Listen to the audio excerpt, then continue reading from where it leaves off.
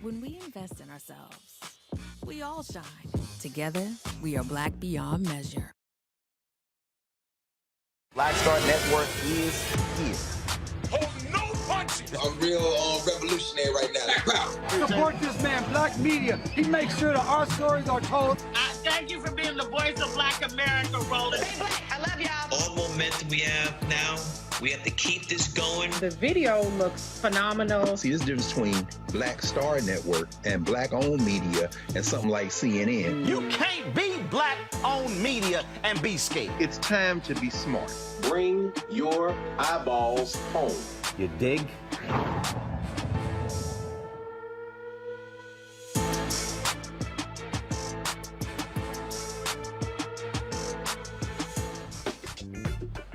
It's Wednesday, August 3rd, 2022, and here's what's coming up on Roland Martin Unfiltered, streaming live on the Black Star Network.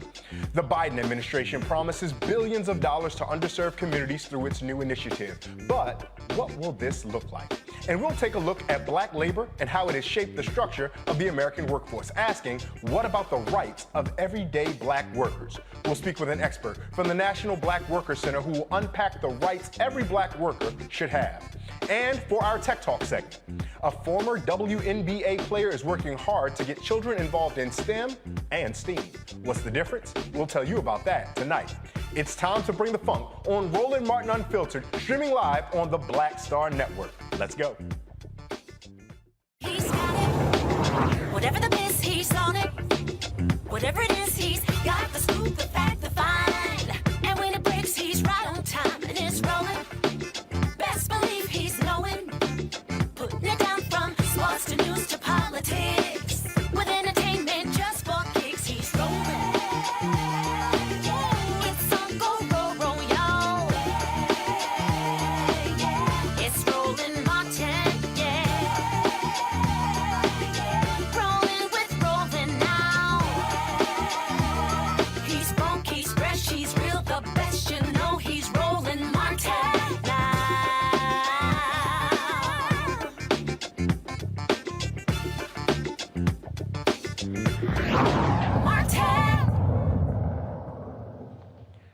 Jobs numbers continue to report low unemployment, which you think would be a good thing. But that doesn't tell the entire story of the worker experience. If all American workers are fighting an uphill battle in the labor market, we know Black workers face unique challenges. However, there are organizations here to help.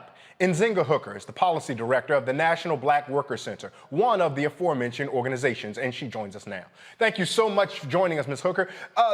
You all have produced the Black Workers Bill of Rights, and to just get started, we know from our history classes, or we would like to think from our history classes, that we know what the Bill of Rights is. But what is the goal of the Black Workers Bill of Rights?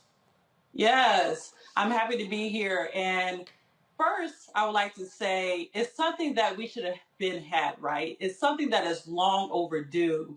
And the Black Worker Bill of Rights is both about creation and is about an undoing. So with this Black Worker Bill of Rights, we seek to undo the legacy of racism and intergenerational poverty That is the systemic exclusion of Black workers from quality jobs and persistent policy violence that has been enacted against us, and the creation of additional rights and protections that workers need to ensure dignity at work with safe, healthy, and equitable job conditions. So the Black Worker Bill of Rights is 10 rights.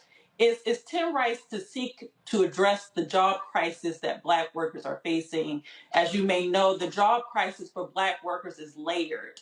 It's high unemployment rates, it's low wages, it's no benefits or few benefits, it's no savings or low savings, and it's constant racial discrimination and disparities in the job market. So the Black Worker Bill of Rights deals with a number of things, from the right to be free from surveillance on the job, to the right to organize, to the right to equitable wages and equal pay. This is what we are demanding, the Black Worker Bill of Rights, to ensure that Black workers who are currently in the labor market have these protections and that the generations to come have them as well. Now, one of the very first rights in the Bill of Rights for the Black worker is the right to organize. And Black workers and particular labor unions have had sometimes fraught relationships with labor unions at one point excluding so many Black workers. But since the advent of the civil rights movement, we saw many of those labor unions begin to welcome in Black workers, and we saw Black workers begin to positively assert themselves in the labor movement. Is the Black Worker Center supportive of Black workers involving themselves in their labor unions for whatever field they may be in? Yes, and a part of what I want to get to is the coalition that has formed. So the National Black Worker Center formed this coalition in the fall of last year, and is composed of local Black worker centers. It's composed of a number of unions. We have the Coalition of Black Trade Unions involved. We have the retail union involved. There are a few unions involved in alignment with the Worker Center and grassroots organizations. And yes, a lot of labor has moved away from the idea of grassroots leadership. If we were to look back at movements where there was a mass gathering of Black working class people, students, immigrant workers, what we will see is that there was an emphasis on people power. And we are seeing or witness to those prominent returns to labor as a grassroots movement if you take a look at the Amazon labor union that formed in New York. So we are leaning into this shift in labor. We are respecting the people's power, and we're using this Bill of Rights as an advocacy and policy strategy to support the on-the-ground organizing and power building that we are seeing. So that is what this Black Worker Bill of Rights seeks to do. And when we look at how it's being created through a participatory design process where not only are organizational partners like worker centers and labor unions involved, but there are worker leader members in this coalition on an individual in the individual position and individual lives who are taking a part in this coalition in addition to external partners. So this is being led and created on a grassroots level by working class folks. One of the things I wanted to mention is that I was just at the A. Philip Randolph conference, that is a collection of so many labor unions, coalitions, and justice-seeking worker organizations that was held in Baltimore last week. And so much of what you were talking about was echoed there. I want to inform our audience more about the question of democracy in the workplace. So many of us go to our jobs and assume that which our manager or the boss tells us must be the law. What does democracy look like in the workplace? Democracy, what it looks like in the workplace is something that we need to change, right? Currently, how it looks in many workplaces, especially in industries that we are targeting, where there are workers who are being paid low wages, working class folks, a lot of workers don't have a say in their workplace because it's been stripped from them, or haven't been told of, or don't know the rights that they currently have, or they're being actively prevented from exerting those rights. So one of the rights in the Bill of Rights is the right to assert your rights and have those protected, which means in order for a lot of workers to feel comfortable to use their voice in the workplace, there needs to be free legal representation. There needs to be greater enforcement of labor laws. There need to be people on the ground with workers who are ready to go and protect them when they assert these rights. So a part of why the democracy in the workplace doesn't look like we want it unless you're in a union or unless you're in a particular organization that is a high-road employer that supports worker voice in the workplace. Workers don't really have that. because they're not being protected. So the right to organize is already embedded in our laws with certain workers. Some workers have been excluded, but it hasn't been a protected right. And it's a right that needs to be expanded so more workers can use it. So I would love to say there's democracy in many of the workplaces, but it's something we're still fighting for.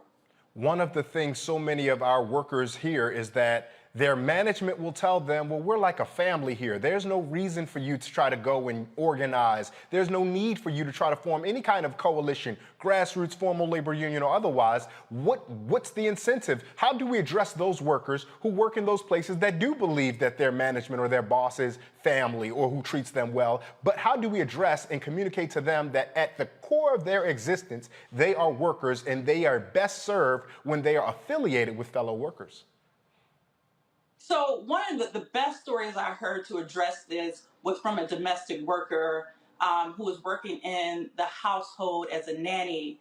And what she said was she had raised these children for a number of years as their nanny. She had been close with the family, and that's what they referred to her as a family member because of her connection and her relationship. But she understood.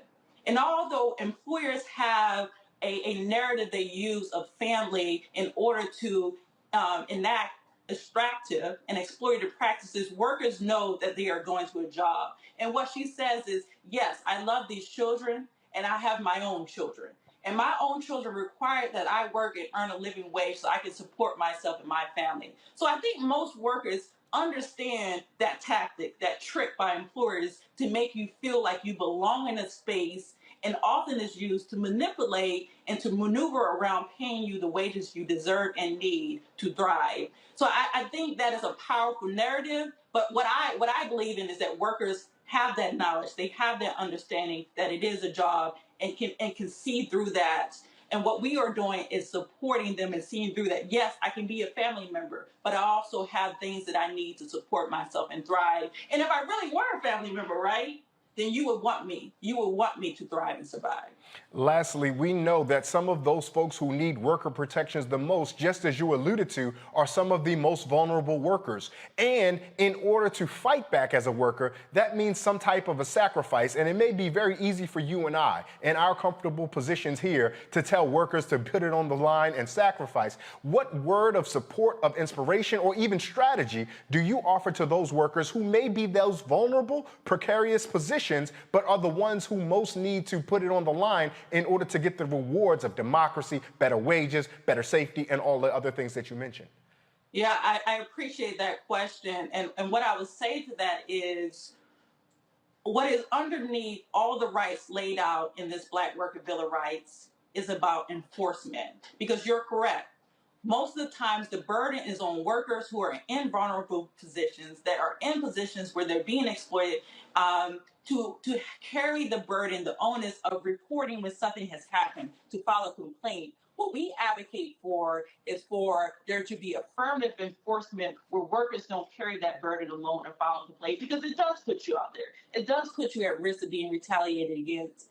And one measure in which we are speaking to this is through worker standards boards. So worker standards boards incorporate workers as stakeholders, members of the industry as stakeholders, and there's upfront problem solving in industries where there are high violations of employment laws and labor laws. And what that means is that if there is this standard created, which is Black Worker Bill of Rights seeks to do, the standard for job quality is created, then employers are forced to comply with that standard, and workers are not forced to take the risk of putting themselves out there to do it. So I would say there are times where you have to risk it all, and there are times where you have to risk it all, and you should always be protected. And that's what we're doing. That's what the lawyers are doing. That's what the policy folks are doing, ensuring that those labor protections protect you when you have to put yourself on the line. That's absolutely risk is always there. Yes. That's absolutely correct. And if folks need a source of inspiration or hope, we could think to our dear brother from the Amazon Labor Union, Chris Smalls, who was painted as not articulate and not smart. I think in some circles he was even referred to as a thug by some of the executives. And we see that despite him being fired, he and his colleagues and his comrades won, and there was victory and vindication in the end for them. And Zinga, tell folks how they can find and follow you and the work of the Black Worker Center. Yeah, so you can follow us on social media. The National Black Worker Center is on Instagram and Twitter, as well as Facebook. If you go on Facebook, there is a particular group for the Black Worker Bill of Rights. It's simple. It's the Black Worker Bill of Rights Facebook group. So you can go there and you can join. That's where you'll get an announcement about actions that we're planning, upcoming events, and how you can join and get involved in this coalition, because it is open. It is open to Black workers. It's open to advocates who are supporting Black workers. It's open to organizations, unions, worker centers. So yes, thank you for that. You can go to our website, but you can also join us on Facebook. And yeah, we'll follow up with you, because we're amassing this movement. We are building the coalition, and we're building our power and capacity to win this thing, because we will. If Black folks are going to be workers, we need to be empowered. Thank you so much, Nzinga Hooker, for your time in this conversation. I'm going to bring in our panel now, and I'm going to bring in Terren Walker, co-founder, of Context Media, Dr. Jason Nichols, he's a senior lecturer at African American Studies at the University of Maryland College Park, and Dr. Nola Haynes, a PhD, MDiv from Georgetown University School of Foreign Service. Now, when you guys hear about the Black worker, and I'm going to start with you, Terren. When you hear about the Black Worker Center and the work that they're doing over there, does that give you optimism, or are you a little nervous, perhaps, because so much of this country is hostile to all workers? Heaven forbid should Black workers begin to organize. No, it gives me a lot of hope, and I'm really glad that this sister is creating this initiative, because I think it's very necessary. As we know, America is built on Black labor. Unpaid Black labor, underpaid Black labor, sometimes incarcerated Black labor. And I think we've gotten away as a people from the importance of the power of our labor, and we've gotten away from the fact that there is a long history of organized Black labor in this country. I think ever since the 60s, we've kind of gotten complacent in a way, because we feel like, okay, we're able to walk into any kind of building we want. We can apply for a job. We may not get it, but we can apply for like jobs at higher levels, or we can apply for jobs in retail or anything. But I don't think we realize how strong we are if we organize. And obviously, if you look at the history of labor in this country, and if you look at the economic status of America right now and Black people, we don't realize the power that we are if we organize. And I think this is wonderful. I think it's a beautiful thing. I think there is going to be some risk in this, because, when Black people start to organize in any sort of way, especially if you organize specifically for Black people, you're going to have pushback. You're going to have institutional pushback, and there's going to be legislative pushback. But I don't think that should be a deterrent to keep us from recognizing our power and walking into that. So I look forward to seeing where this goes. Dr. Nichols, I want to come to you. We know that the labor union really hit what felt like its peak in activism in the late 1960s, which not coincidentally was when they began to wholly welcome African-American men, at least. And so we see that with organizations like DRUM, the Dodge Revolutionary Union Movement, those Black workers there. Do any of this feel like a coordinated attempt to you to suppress worker power once Black folks got the opportunity to have meaningful voice in worker organizations? Yeah, so first of all, thank you for having me once again. I definitely, I think about the history of Black labor, as was mentioned. You mentioned the Brotherhood of Sleeping Car Porters and how important that was, not only to the labor movement, but to the civil rights movement just generally. I do have some concerns about how this will play out, because it's, as we've seen with any kind of Black resistance movement, there's always lots of pushback. And we've seen how capitalism is incredibly strong in this country and seems to punish Black workers when they try to resist. So I am a little worried about what the blowback will be against some of the workers who adopt some of these proposals by this organization. We've seen in some cases where workers have tried to organize in certain parts of the country with some of the bigger retailers. I'm thinking about Sam's Club and Walmart, where they've shut things down in areas that are economically depressed, and then the people have no jobs. So I hope that this works out, and I hope that there is a lot of backing for this organization, and that they are able to make the changes that need to be made. Dr. Haynes, we know we can't talk about Black workers without talking about Black women workers, and whether we're talking about Lucy Parsons from early in the 20th century, on the 21st century, labor giants like Dr. Loretta Johnson out of Baltimore, in my hometown. Black women have a place at the table, but often when we think of the American worker, we're not thinking of the Black woman worker. particularly given the strides that Black women are making in education, in entrepreneurship, business, and tons of different fields? How do we make sure that we center the voice of the Black woman worker still today? Well, I think the most important word that we need to think about is equity. And I think that one of the unique moments in time is that we actually have an administration in place, especially with the vice president and her initiative that she's leading. You want to start with equity first. And I think when that is your starting point, that is when you begin to address the other intersections, race, ethnicity, religion, all the other things that come into play. If you're a mother, if you are a single mother, a single parent, so all of those things begin to be addressed when we're starting at equity. But if that is not our starting point, then we will absolutely be back in the same sorts of situations that we're in, even with highly educated women.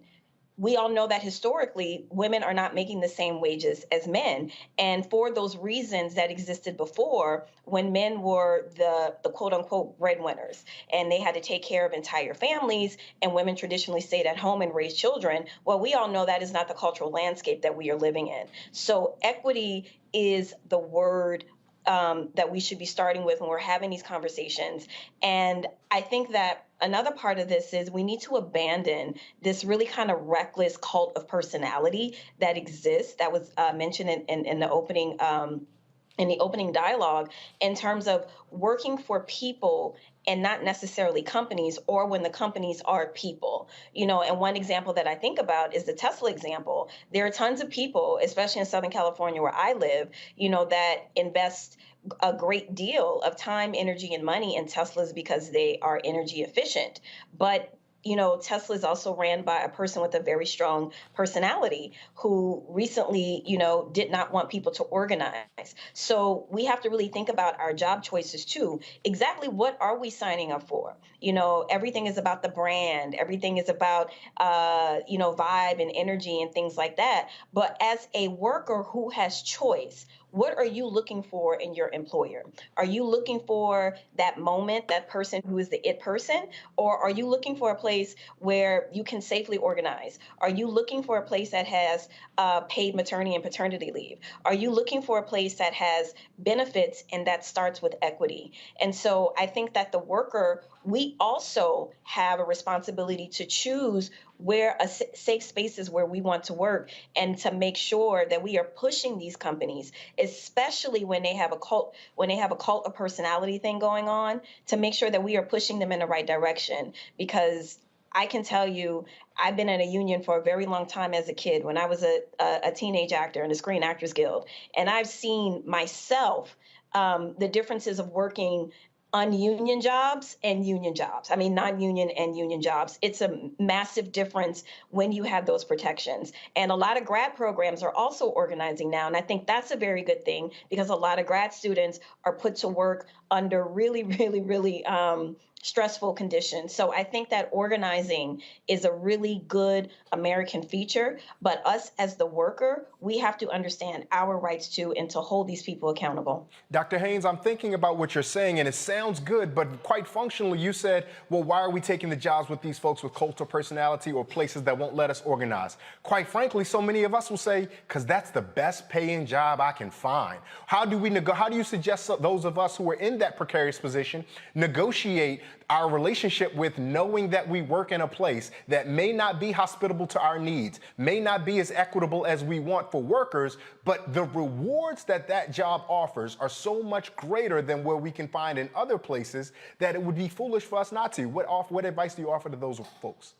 I think that's a great point. And I think if we do the calculation in terms of, again, I go back to the worker, because we do have individual choices. It really depends on what is important to you. Now, if you do like a long kind of mathematical forecast about your mental health, your emotional health, you factor that into working for the IT company and the IT brand at that moment, but you are not protected as a worker, which is to say that at any moment, you can get a memo from that CEO who has has a crisis in that moment and decides you no longer have your job. So that's a level of instability that needs to be built into the long-term equation. So that's the best way that I can answer that, but that's a really great point. Terrain, we just talked about, or we think recently about the passing of Bill Russell. and we think about his athletic activism. We think about Jim Brown, Muhammad Ali, and those folks and their athletic activism. But we know their names because they were courageous enough to take risk. But quite honestly, with inflation going through the roof, seemingly everything costing more money, how do we tell workers to go ahead and take that risk that is necessary in order to break through to the other side for a more democratic workforce, knowing how difficult it is to survive for those of us who may have means? You know, that's a very good question, and that's a very good point, and it's a very hard point.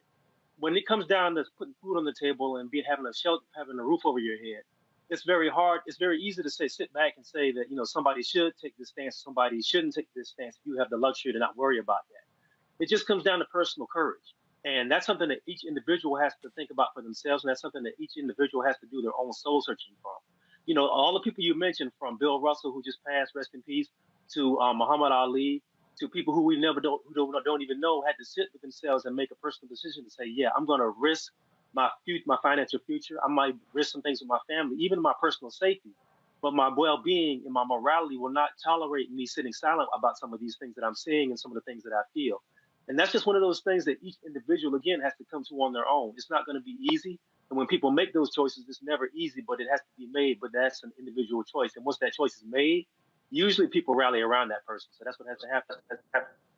It's great that you used about the rallying around that person at the end of your phrase. And Dr. Nichols, I'll give you the last word on this, because I'm thinking about how much stronger we are when we act collectively rather than acting individually. And I can anticipate or imagine how scary or daunting it might be when one of us says, you know what, I'm going to tell the boss where they can go and how they can get there. Or I'm going to tell the boss, if we don't have AC in our unit, we're going to put down our tools, or whatever the case may be. But I imagine when 3 or 4 or 5 or 6 of us go tell the boss we need AC, that might produce a better outcome. Do you believe that collective action might be a greater source of inspiration for courage in these types of democratic or workplace situations?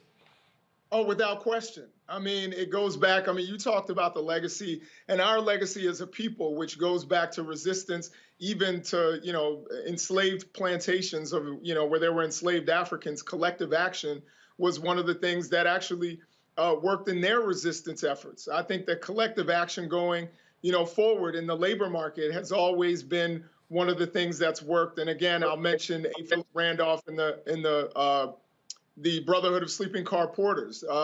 And if you want to know how important labor unions are and the power that they can actually garner, and I think our community knows very well, because we've been on the other side of that with police unions. You see how strong they are and what they've been able to do and what they've been able to resist. So I think if we want an example of what a labor union can do, and that kind of collective power that can be garnered from, coming together that way, look at what they've done in our communities. Now we can harness that same kind of power and use it for good by getting together and making sure that workers are taken care of.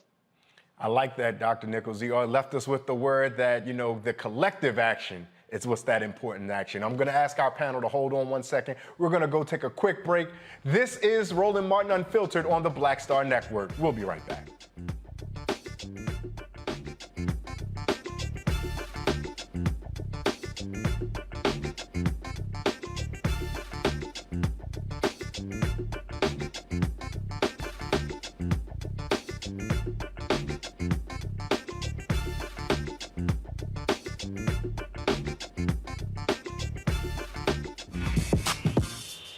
When we invest in ourselves, our glow, our vision, our vibe, we all shine. Together, we are Black beyond measure. On the next Get Wealthy with me, Deborah Owens, America's Wealth Coach, you see the headlines. All frightening, right? Interest rates are going up. The recession is on the way. The stock market is up and down. But you know what they say. Scared money don't make money.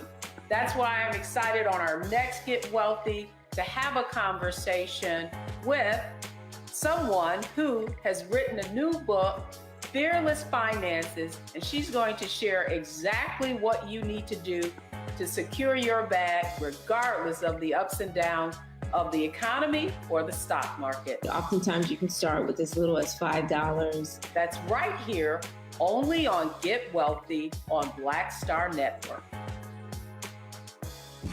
When we invest in ourselves, we're investing in what's next for all of us. Growing, creating, making moves that move us all forward. Together, we are Black beyond measure. Pull up a chair, take your seat. The Black Tape with me, Dr. Greg Carr, here on the Black Star Network. Every week, we'll take a deeper dive into the world we're living in.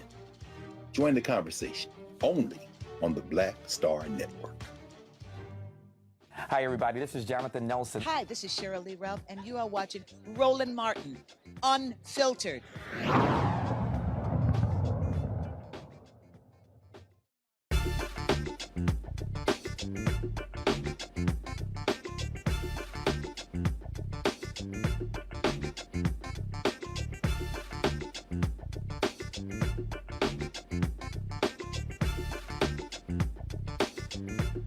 The Biden administration and a coalition of 24 companies and foundations are coming together to align historic investments in underserved communities. Last week, during an event in New York City, Vice President Kamala Harris announced historic efforts to catalyze and align public and private investments, including the formation of a new economic opportunity coalition to address economic disparities and accelerate economic opportunity in communities of color and other underserved communities. Here's some of what the Vice President had to share. America is a nation powered by the ambition and the aspiration of her people. The ambition and the aspiration to turn dreams into reality, including the aspiration and dream to start a business, to own a home, to get an education. That is the energy and the ambition that has always been a driver of America moving forward. It creates jobs, it sparks innovation, it expands the economy, and it makes our nation more competitive. But achieving that success requires a number of very specific things, and in particular, it requires access to capital. For what? Well, for example, to buy inventory, to make a down payment, to hire employees, and it requires access to financial services. Services like checking and savings accounts, home and auto loans, financial education and advice. And what we know is not everyone in our nation has equal access to this essential support. Consider, for example, in our nation, Black entrepreneurs are 3 times more likely to report they did not apply for a loan for fear of being turned away by a bank. That fear being based on the stories and the experiences of their family, friends, and neighbors. Black and Latino homeowners are rejected by traditional financial institutions at a higher rate when applying for home loans. And this is the case even when they have credit profiles that are similar to other applicants. We are back with our panel. Joining us is Tarun Walker, Dr. Jason Nichols, and Dr. Nola Haynes. I'm going to start with you, Tarun. When we hear about this investment, this historic investment, when we hear about the significance of this historic investment, particularly for Black entrepreneurs, some may criticize this as a form of trickle-down capitalism, even for Black people. We've heard names mentioned in this organization like Bank of America. We know that Goldman Sachs will be involving themselves. And while we hear the big numbers attached, we want to get very excited about it, but we'd be hard-pressed to remove our long history of how Goldman Sachs, Bank of America, and some of these other institutions have dealt with Black people. When you hear about it, particularly as a founder of a media company, an entrepreneur yourself, Tarun, how do you receive this kind of news? You know, this isn't the first time that we, as a people, have been to this well. And this isn't the first time that some sort of initiative for Black entrepreneurs has been, suggested by an administration. On the one hand, I'm glad to see that there's some sort of light being shed on the fact that there are historic disadvantages that Black businesses have. But on the other hand, I'm very skeptical of this. And the reason I say that is the vice president is correct that there is a very long and there's a very tragic history of Black businesses being historically underfunded and Black entrepreneurs being disenfranchised. My question is, how much of this is going to be connected to education of the people who are delivering these loans, as well as the people who are moving into the possibility of potentially getting some of this help? You see what I'm saying? Because a lot of times, a lot of what happens with a lot of Black entrepreneurs is that a lot of things they don't take advantage of is because they're not aware of them, and there's a lack of education about what is available. So I'm wondering what's going to be tied to this, and also what strings are going to be tied to this money. What are the qualifications? What is the long-term goals for this? What is the long game here? And I'm saying all that. A lot of this feels very open-ended, so I want to see what the end game is for all of this. Now, Dr. Haynes, I'd be remiss if I didn't at least acknowledge or praise the $3 billion investments that we have in CDFIs, that's community institutions, and MDIs, minority-serving institutions. I don't want to come to the well immediately ready to throw poison into it, though I do come with a degree of skepticism. If you hear some of these numbers about this historic investments in these minority-served institutions, how do you come away? What is your understanding about how this might make a real effect on our viewers and so many of us across the country? Well, I have two feelings about it. So my first thought is, you need very strong people, especially coming out of the executive office. You need the LBJs, you need the FDRs to push and advance policy forward, right? So you need that kind of you need that big, not only investment, but you need the support of the administration to do just that. And I really do believe that Madam Vice President really is, she means what she says, right? Because she doesn't have to say it. And that's what people need to realize. She doesn't have to say these things. They're not safe things for her to say. She's saying it because she means it. And there are a lot of people around her that are working very hard to make sure that these policies are substantive and not just representative. Because I completely understand. I have a very long history of working in diversity, equity, inclusion, and accessibility. And I can't tell you how many programs come and go, and they may exist for a moment. I mean, there were tons of these programs popping up after George Floyd, and they're all but gone now, right? But you have you have someone in the administration who is strong and who is committed, and that is what policies like these need. Now, here's what I'm very curious about to the education point. I think, yes, education and messaging that these programs will exist, and to be very clear about what the parameters are, to be very clear about what you can and cannot do, and to be very clear about some of the economic pitfalls that some of these programs may entail. So education is key. And I think on the other side, education is important for these people that are swimming in identity bias. The bias needs to be addressed. It's one thing to stand these policies up, but we all know what happened after Brown v. Board. Sorry, I can't speak this evening. It didn't automatically trigger states to go into desegregate schools, right? Again, the administration had to step in to make sure that this policy was enacted. So what are we going to do for people that carry these heavy biases with them that created this system in the first place? That is where I think a level of education needs to come in at. And that's where I think a lot of DEIA professionals can be very helpful here, because it's one thing for the government to say, here's this pot of money, right? And these are the people that you should be serving. But there are always going to be gatekeepers. And that's what I'm actually really concerned. It's one thing when you have a checklist of certain things that you need to, certain criteria you need to meet. But what about that person that's bringing their bias into the selection process? And so that's something that I'm definitely keeping my eye on, and something that I definitely, advocate for, because that's a major piece of the long-term fix to this long, historic, systemic problem here in America. Dr. Haynes, I'm glad that you alluded to FDR and LBJ, because I'm very curious about something. Both of those presidents were very explicit about willingly using public dollars to make social good. But here in this fact sheet that the White House has put out from the Vice President's office, it even notes that there will be $8.26 billion of investment in CFDIs and MDIs to incentivize them to provide loans. The thing that I'm a bit concerned about, and I'm not asking you to answer for the White House, so please read this question as such. But the thing that I'm a little concerned about is, those two presidents you acknowledge recognized the serious nature of the time they were in and wielded the power of the federal government to its full capacity to serve the people.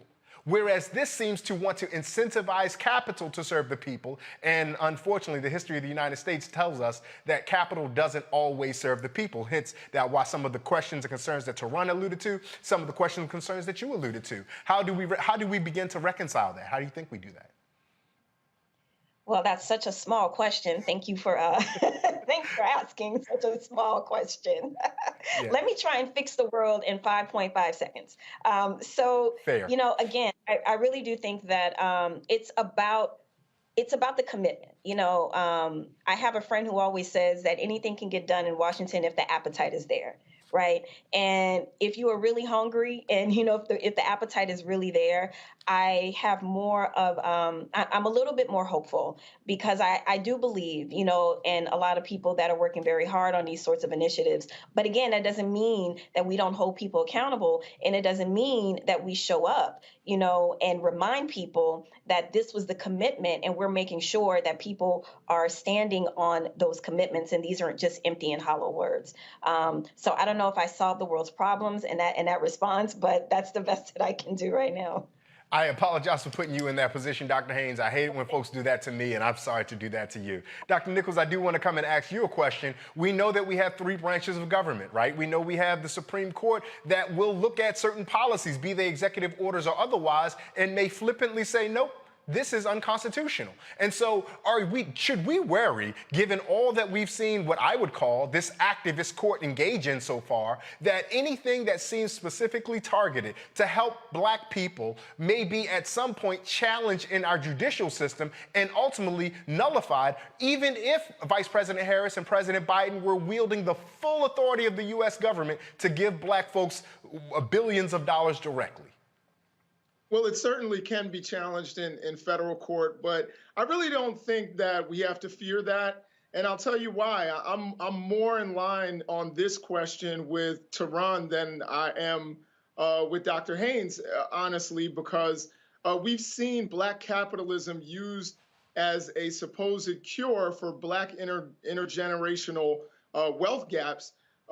Since the Nixon administration, that was a way of blunting Black power for a long time, was to co-opt the language, say we're doing something for Black people, and to use Black capitalism. And that's just the historical fact that we can look at, whether you call them opportunity zones or whether you call them something else. It seems like it's a way oftentimes that comes from the executive branch that avoids real, solid, strong legislative action to redress some of the things that we've seen historically, whether that's, you know, reparations, whether it's something that would affect all of us, including things like baby bonds, but would certainly narrow the racial wealth gap. I think that there are more aggressive ways to go about this. Every administration comes up and says, hey, I got $20 billion or I have $100 billion for you know, for these corporations that hire Black people or these corporations that lend to Black people. And a lot of times I think it goes through because it's a drop in the bucket and it never really makes a huge difference. So I'm pretty skeptical on this. I'm sure that the vice president has good intentions, as I believe the Obama administration had good intentions. I'm not so sure about the Trump administration's intentions, but they tried something. They've all done this.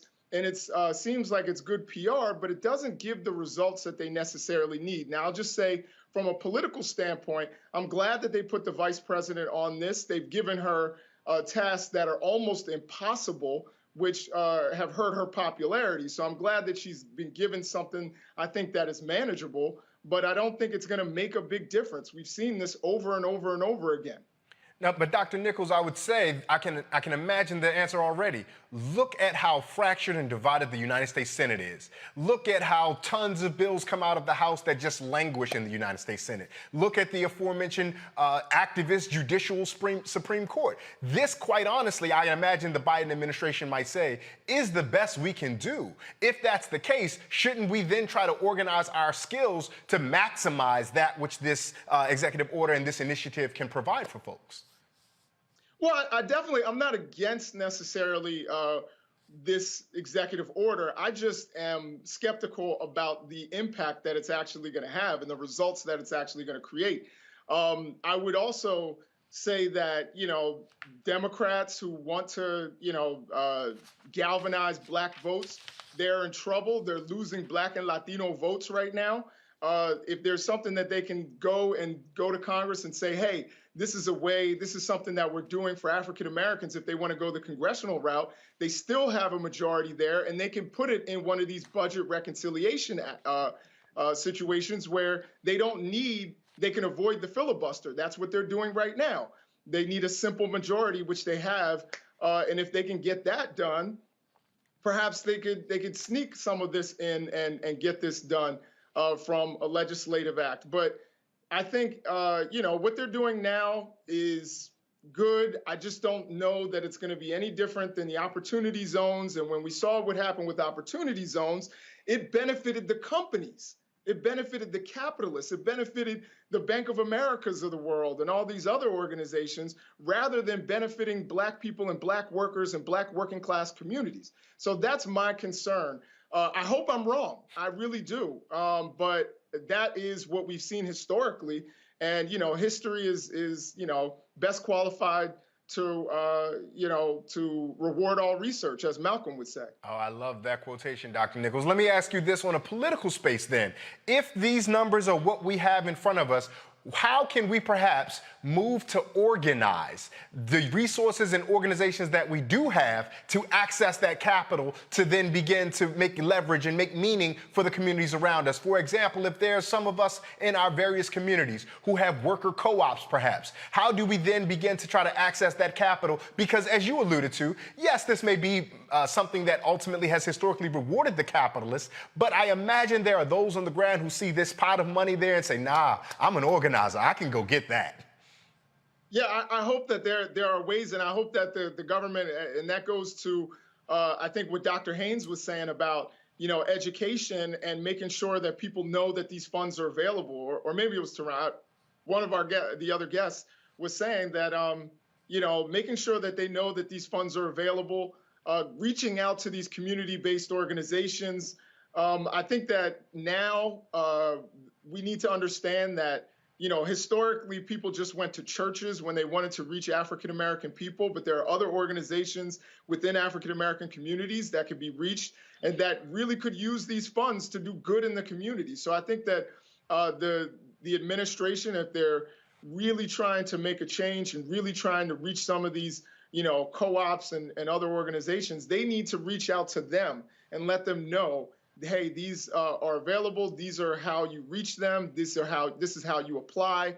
And I think it could make a difference. Tarun, I know that was you that first talked about messaging and about how to make that effective. So I'm going to come back to you, particularly because you have media experience.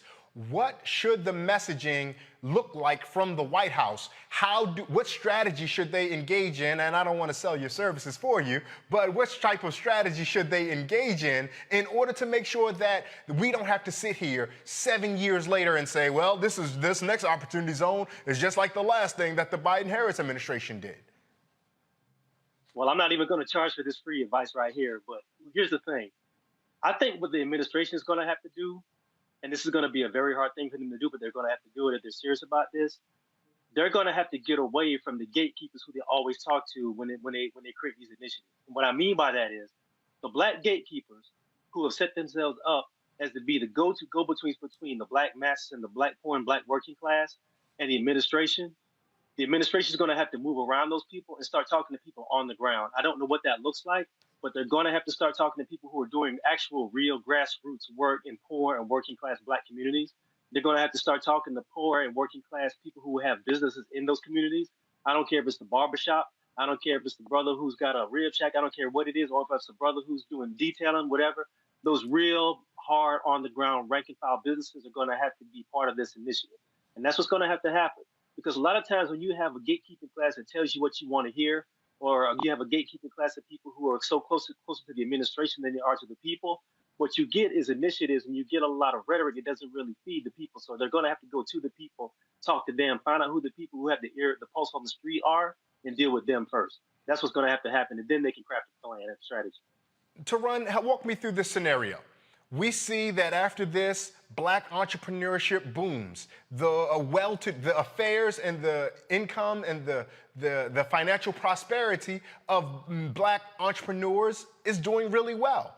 But there's a significant number of the Black working class that is being left behind. How then would the Biden administration come back and sell that? Would they then sell that as this program as a success, as a failure? How should we as a community look at this program if that is to play out through this initiative? Well, I think you have to look at the individual needs of the communities you're talking to. You know, some people, not everybody wants to be a business owner. Not everybody wants to be an entrepreneur. Some people are really good employees. Some people are really good one-person LLCs. It just depends on what that person is looking for, and it depends on the community. I don't think it does a lot of good for the community to be a whole community of business people and entrepreneurs. Somebody has to be consumers. Somebody has to be employees, and we have to figure out what that looks like, and we have to be honest about that. As far as how the administration would sell that, I think if you put down specific parameters about what kind of numbers you're looking for and what kind of numbers are you dealing with as far as what the community looks like, if you can see a substantial growth in the gross national product, so to speak, of what the community looks like, and people's cost standards of living look a little bit better, I think that's a success. But I think it all has to come from what the people want, and it all has to come from where the people are. Dr. Haynes, I'm going to ask you the same question I asked Tarun. What marks this as success? How can we know that this has been a successful initiative from the Biden-Harris administration? I think when all Black folks are prospering from this, and I think a really good point was raised in terms of, I'm going to say it in terms of, you know, the Black community not being a monolith, right? Once upon a time, you know, there was this huge rift that existed between, you know, Black folks wanting all Black folks to be educated and other Black folks saying, well, what if we don't want to be educated, right? So this kind of thinking that the Black community is this one cohesive entity is part of how we kind of make sure that equity, I'm using that word equity, is distributed among people who really do want to do different things. You know, everyone doesn't want to be an entrepreneur. I know that seems to be the buzzword, and that seems to be part of social media branding, that everyone can just sit at home and make all this money or become an influencer and not have to do a whole lot other than just be fly on Instagram, you know, and to say something catchy and viral on Twitter. Okay, but even with that, even if those are people who want to be influencers, perhaps, you know, an incubator that cultivates, you know, how to be a successful influencer and how to make your coins and how to invest and how to pay your taxes, how to do 1099s. So to think about the different needs in the Black community and to fund those needs appropriately. But just to say that to identify one or two fixes that may work for one population, it may not work for another population.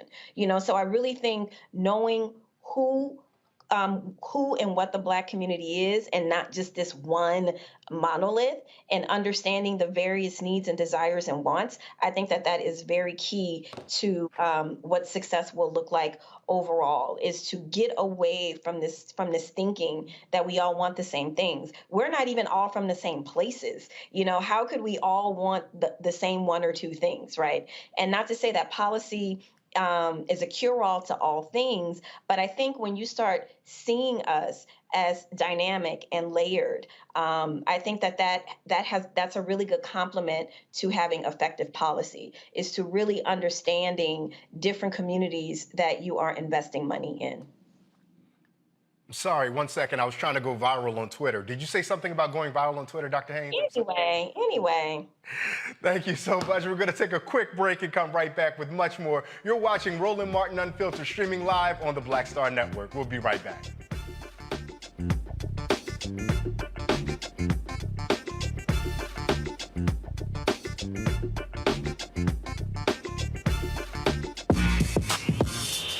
When we invest in ourselves, our glow, our vision, our vibe, we all shine.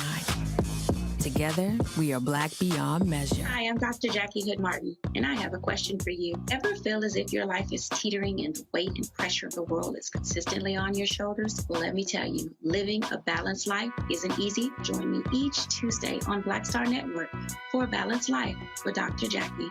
We'll laugh together, cry together, pull ourselves together, and cheer each other on. So join me for new shows each Tuesday on Black Star Network, A Balanced Life with Dr. Jackie.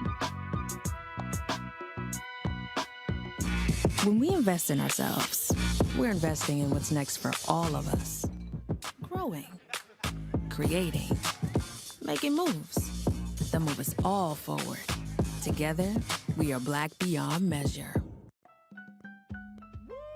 We're all impacted by the culture, whether we know it or not. From politics to music and entertainment, it's a huge part of our lives, and we're going to talk about it every day right here on The Culture with me, Faraji Muhammad, only on the Black Star Network.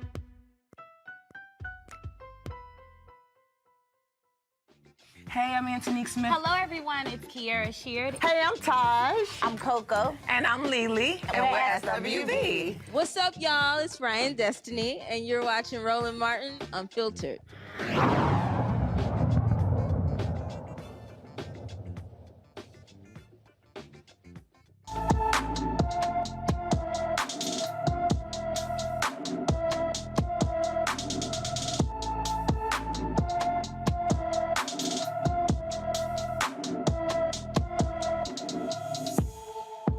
Jessica Alba disappeared from Laurel, Maryland on June 2nd, 2022. The 15-year-old is 5 feet 2 inches tall and weighs 120 pounds with brown hair and brown eyes. She was last seen wearing a tan blouse, blue jeans, and open-toed sandals. Anyone with information about Jessica Alba should call Laurel, Maryland Police Department. That number, 301-498-0092. Again, 301-498-0092.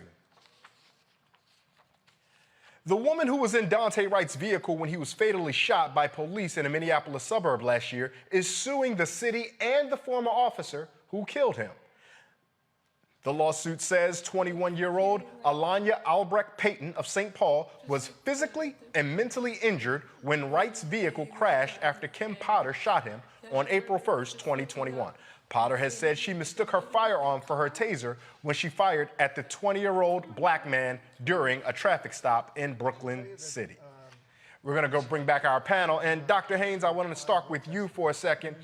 When you hear about this young woman who's now been adversely affected, the first thing that comes to my mind are all of the myriad of young women who seemingly happen to be in relationship or in community with young men as they are experiencing horror and violence at the hands of law enforcement, or in Trayvon Martin's case, pseudo-law enforcement.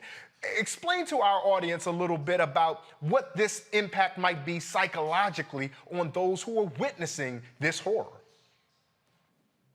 Listen, anytime I suffer from secondhand PTSD, I can't imagine being in the car or holding the phone, capturing the video when someone's dying and that person turns into a global figure of, police brutality and making sure that civil rights are being protected. The women, I'm going to go, all the way back to even before, particularly like the civil rights movement and then the student-led movement, that followed, that led to the Panthers and a lot of offshoots. There's always been women in the struggle, alongside parallel to. I went to undergrad at UCLA, and there were 2 Panthers murdered in the building where students of color go to receive their services. And from time to time, the women involved, Elaine Brown, Erica Huggins, the women that were involved, in their husband or their friend being murdered, they come to campus all the time and they talk to students about what that means in real life terms, that there's nothing romantic about it. There's nothing heroic about it. it is traumatic and it's something that is always with you. And I can't imagine these young women, that are with these men when these tragic things happen. Not only is it a level of mental and emotional stress, I can imagine that there is also concern for their own security. How is their security being tended to? I'm very curious to know if, some of these young women are being threatened and harassed to keep their mouths quiet. There are a lot of different questions that I have around this. But when I read this story, absolutely, I completely understand 5,000% how this young woman could be suffering from PTSD. It's something that's going to be with her for the rest of her life. And we don't know what that impact is going to have on everybody else around her, too.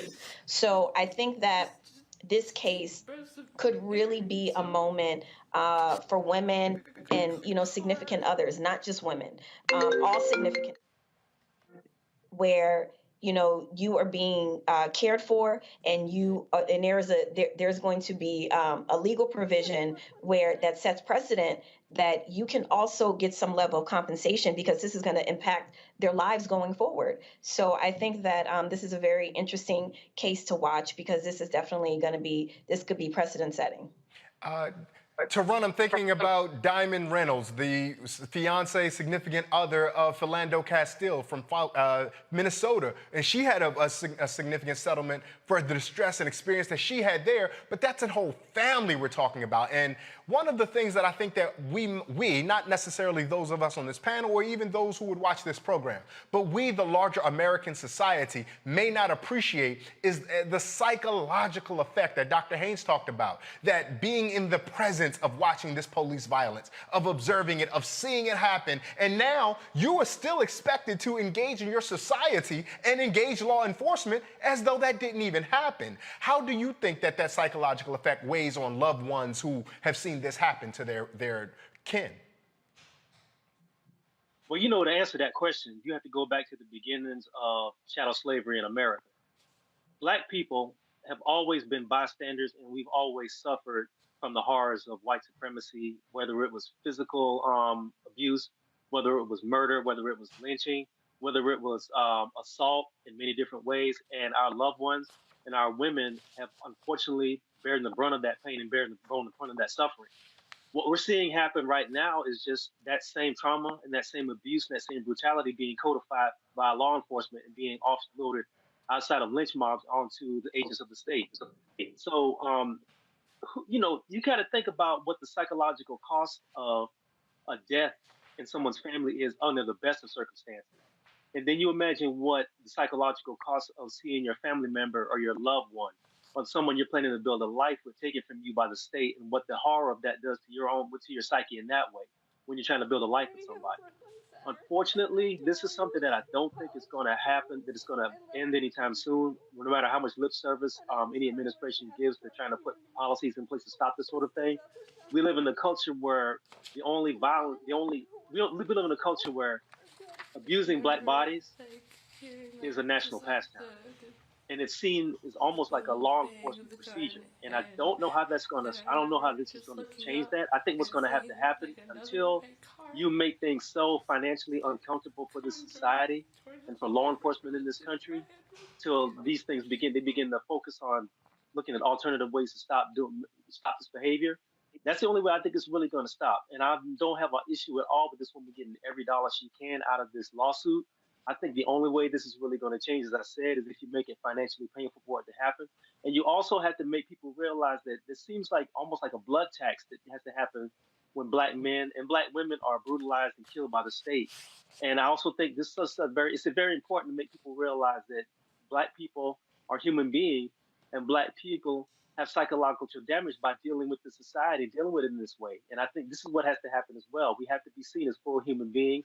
The state has to be forced to see us as full human beings, and then maybe things can change, and then maybe things can change for the better in that way.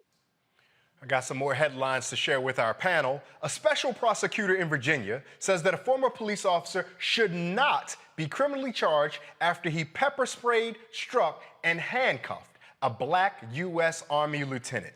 He did say, however, that the former officer should be investigated by the local U.S. Attorney's Office for civil rights violations. Now, the prosecutor's findings are the latest fallout from the traffic stop of a uniformed Army officer that drew national attention to the small town of Windsor. The man who was pulled over, Karan Nazario, was never charged with a crime. He's suing the two officers who were involved. I want to go back to my panel, and I'm going to start with you, Dr. Nichols. And I'm thinking about something that Tarun said just now that struck with me, that this has to be a blood tax. And it strikes me as hypocritical and politically inconsistent that so many of those who call themselves fiscal conservatives see the amount of money that municipalities and state have to put out time and again in these types of settlements, and yet don't exact more pressure on their law enforcement agencies to not do this type of thing, costing said city or state so much money. Am I misreading this to call this politically hypocritical, Dr. Nichols? No, you're not. And as a matter of fact, I would go a step farther. And I and some of my colleagues have called this out and said that, as a matter of fact, what should be done is those settlements should come out of police pensions. And I think you will see a lot of police officers maybe intervening before a police officer goes too far. If this comes out of their pensions, if you see like in Chicago with literally hundreds of millions of dollars go towards settlements, we've seen, of course, these big settlements in Minneapolis as well, and there are around the country. Baltimore as well, your hometown. I'm about 20 minutes away.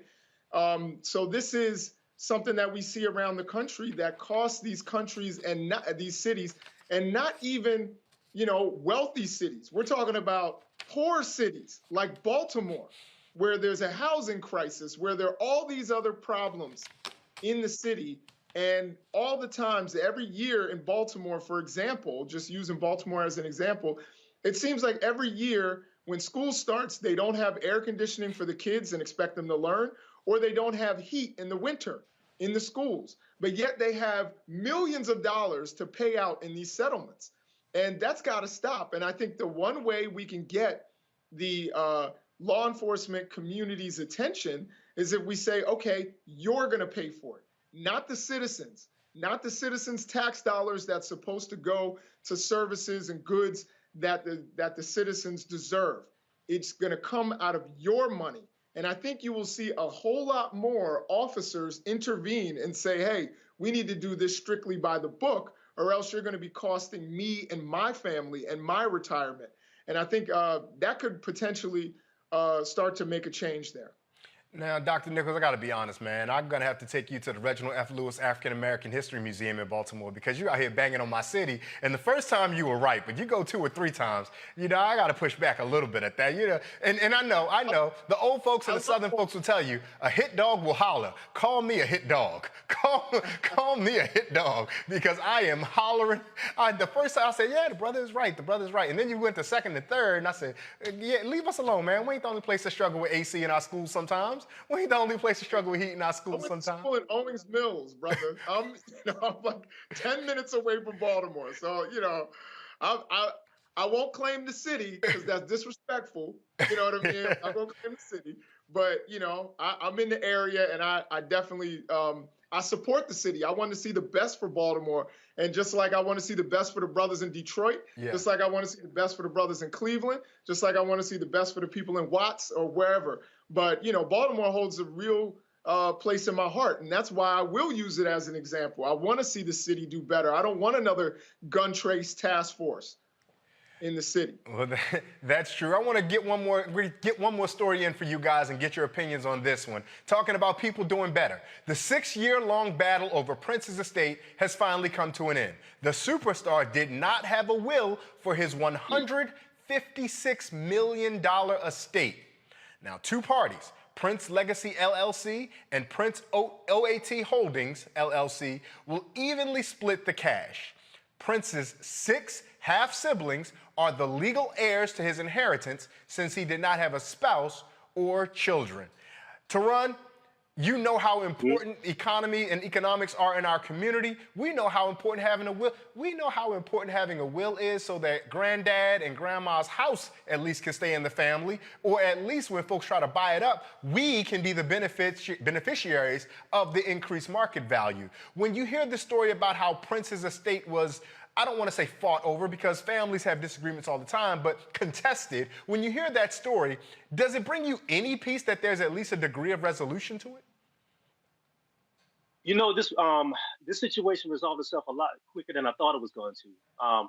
When you're dealing with somebody worth hundreds of millions of dollars, and then you factor in the fact that they have creative work, they could generate revenue for centuries, not just decades, but centuries. If you look at the body of work that Prince created, I'm glad it resolved itself. But I'm also very surprised that somebody who was as hands-on as far as their music and was so much, to just be honest with you, so much in control of their music and their output and their creativity did not have a will. I don't know why that happened. I know it might come from the fact that this brother was so caught up in his creativity and he was so all into his artistry that he maybe didn't want to think about what might happen after he was gone. It may have come from the fact that he had people he did not trust and he didn't want to put anybody in position to be able to capitalize on his work prematurely. I don't know. But I am glad that it's resolved, and I'm also glad that we're finally going to get some from the story that we're going to get new music. Apparently, there's 8,000 songs in the vault apparently that haven't been released.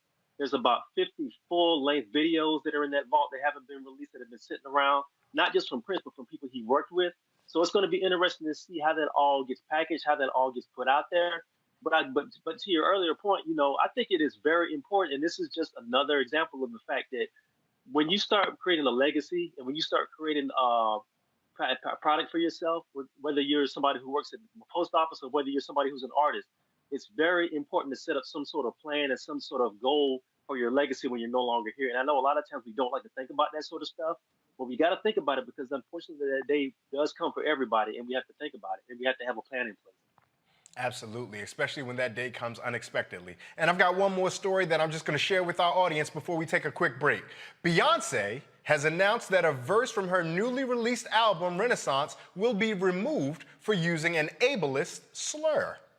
In the song Heated, the words spaz and spazzing were used. Now, the term spaz is a derogatory term referring to cerebral palsy.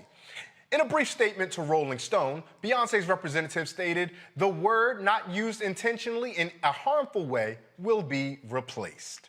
And that's ideally what we want to have happen. If someone says something, someone else tells them that this could be corrected, and someone humbly corrects it. Justice for us all. We're going to take a quick break. You're watching Roland Martin Unfiltered right here, streaming on the Black Star Network. We'll be right back.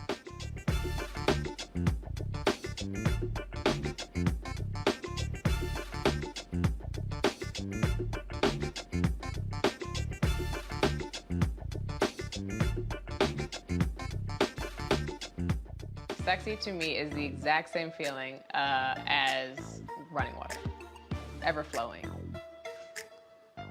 Water always finds a way to get through. And so when you know that you're sexy, there are no questions about it. It is an ever-flowing emotion. It is an ever-flowing feeling. When you question it, though, you stop the water. I struggle with this a lot, mainly because I've been told what sexy should look like, what it should feel like. As a model who did Sports Illustrated, you're told that this is what sells sexy, but then you travel the world and what's sexy to one person is not sexy to another person. I'm more of a mindfuck kind of person. How can you stimulate the brain? To me, that's sexy.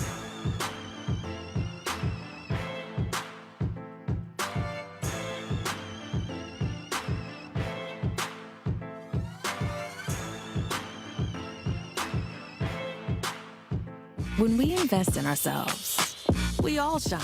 Together, we are Black beyond measure. Pull up a chair, take your seat. The Black Tape with me, Dr. Greg Carr, here on the Black Star Network. Every week, we'll take a deeper dive into the world we're living in. Join the conversation only on the Black Star Network. When we invest in ourselves, we're investing in what's next for all of us. growing, creating, making moves that move us all forward. Together, we are Black beyond measure.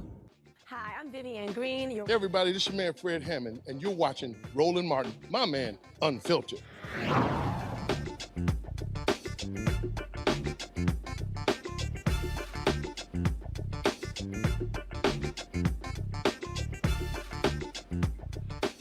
The ongoing challenges facing Americans demand new solutions to overcome them.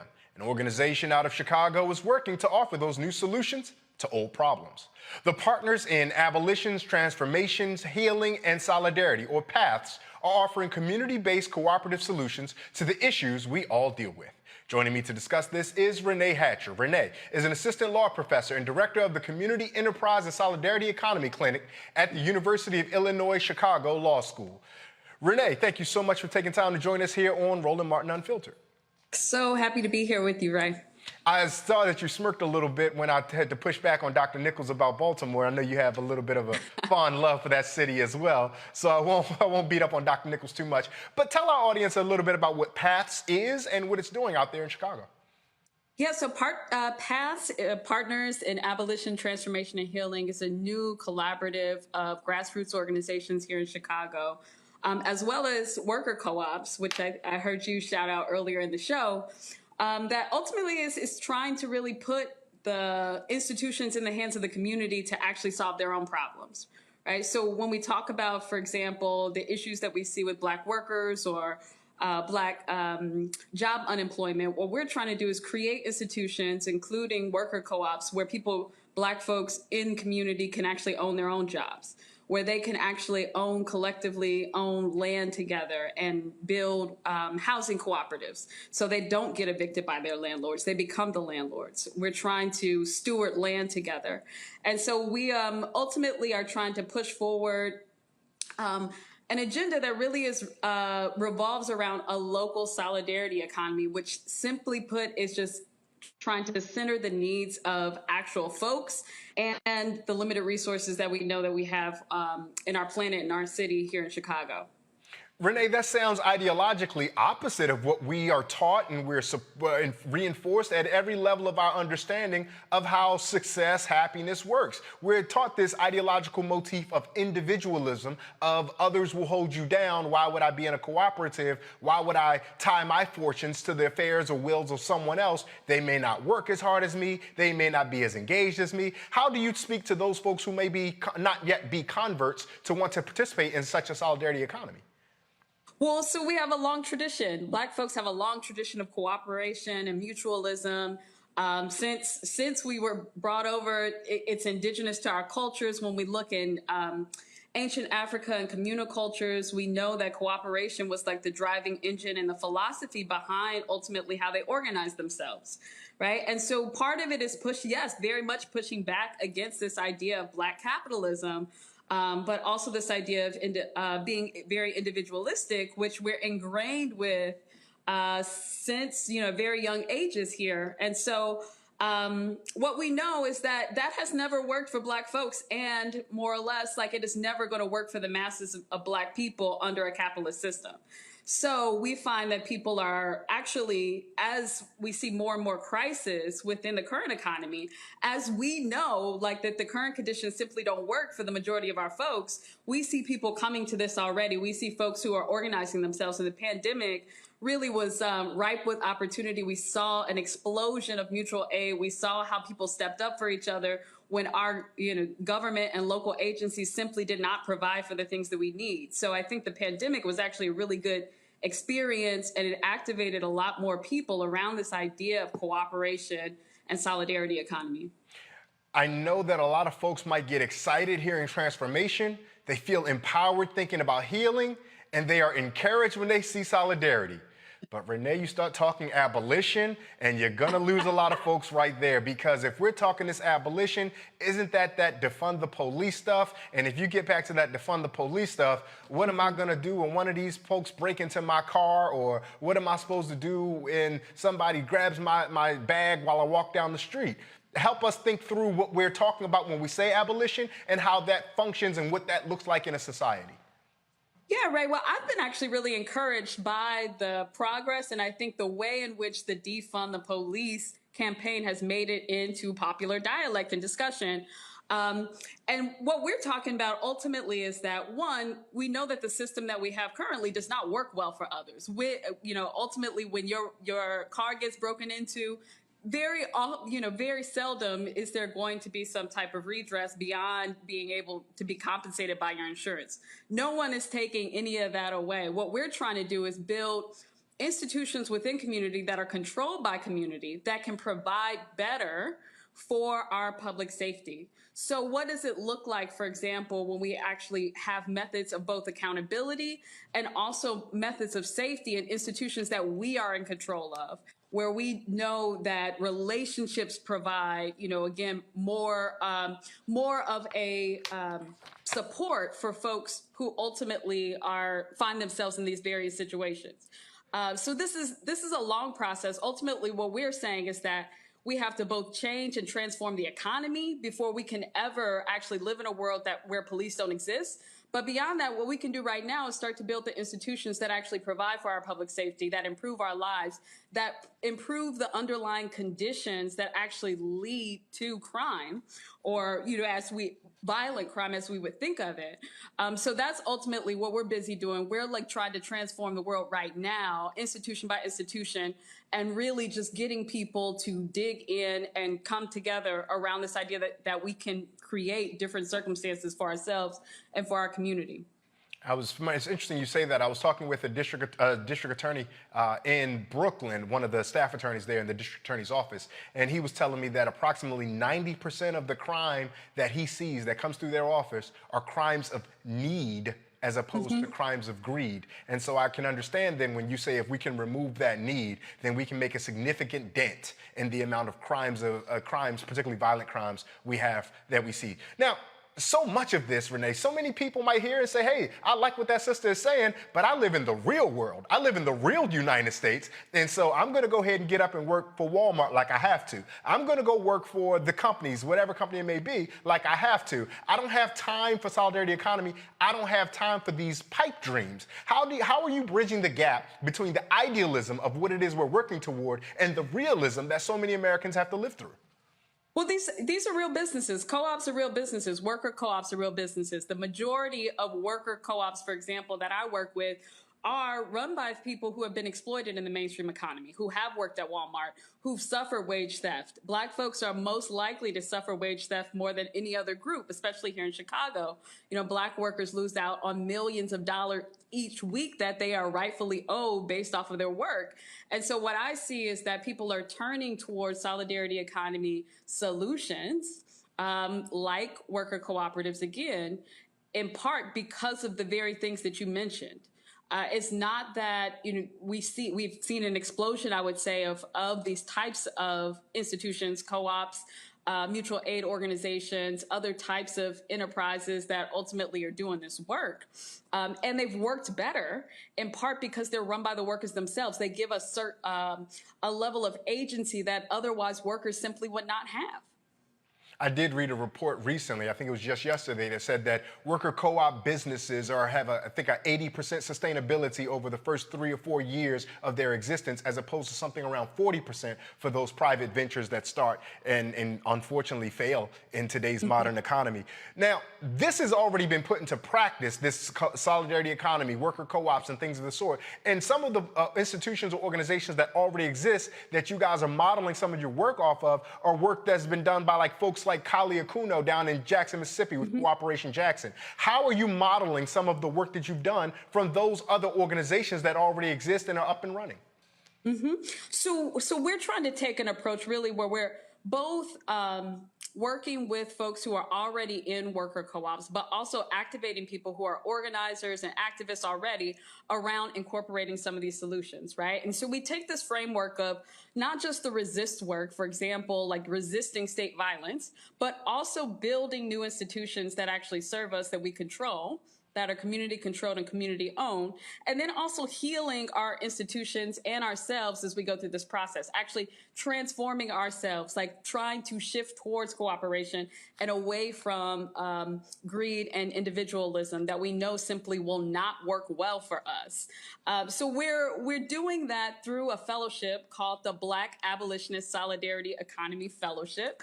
We started our first cohort this summer of 20 fellows. These are all folks who've had either some type of activist or organizing experience in the past and are now looking towards solidarity economy or looking towards starting things like worker co-ops as a part of their organizing platform, more or less, or trying to address the issues that they see in their own communities or neighborhoods here in the city of Chicago. Now, PATHS, if I'm not mistaken, is not in and of itself a singular organization, but rather a coalition of a plethora of organizations, including Movement for Black Lives and BYP 100 and others. Do I understand that correctly? And if so, how have you all been able to take different organizations who I assume have different goals and objectives and work toward a common goal? Well, so you're absolutely right. It's a coalition of organizations. We came together around a movement grant through the Woods Fund, a movement grant in trying to actually build out the solidarity economy and link a lot of the resist work with the build work. Right. So these are folks like as you mentioned, BYP 100, like cooperatives like Shy Fresh Commons, which is owned by Black women who have had experiences with the legal carceral system and now are running their own business together very successfully here in Chicago. And so it's a coalition of orgs and co-ops who are doing this work together.